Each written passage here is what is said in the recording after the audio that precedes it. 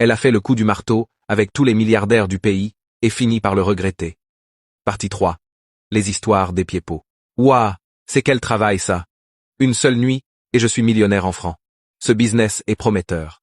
Je peux sauver ma famille. Owade prenait un pourcentage substantiel, 40%, sur chaque somme que les clients donnaient à ses modèles. Ama, avec sa beauté captivante et son charme naïf qui séduisait les hommes, trouva un plaisir pervers dans cette entreprise, un mélange d'adrénaline et de pouvoir. Les semaines défilèrent, et elle devint la numéro 1 du groupe.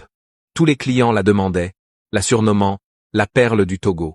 Elle était douce, attentive, feignant l'intérêt pour leurs histoires de pouvoir et de richesse. Les autres filles, jalouses, murmuraient dans son dos. Elle nous vole nos clients avec son air innocent.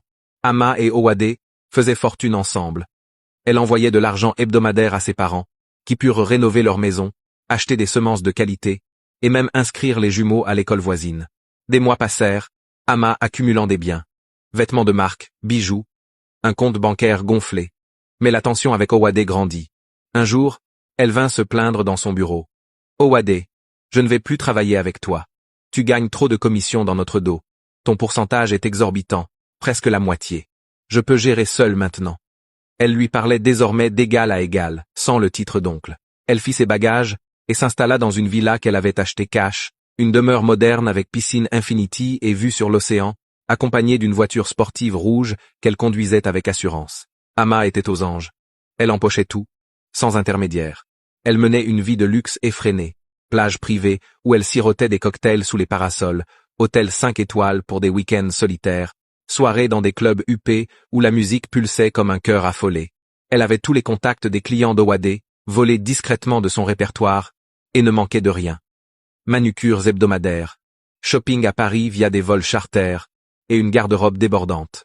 Ce qu'Ama ignorait, c'est qu'Owade évitait délibérément certains hommes riches, des individus dangereux, impliqués dans des rituels occultes, des marabouts puissants qui utilisaient la magie noire pour accroître leur fortune.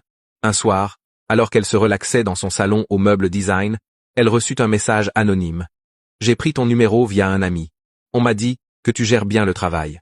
Je te paie 50 000 € pour une nuit. Viens me donner du plaisir dans ma suite au Radisson. » Ama, ébahi par la somme astronomique, accepta sans hésiter, voyant là une opportunité de doubler sa richesse.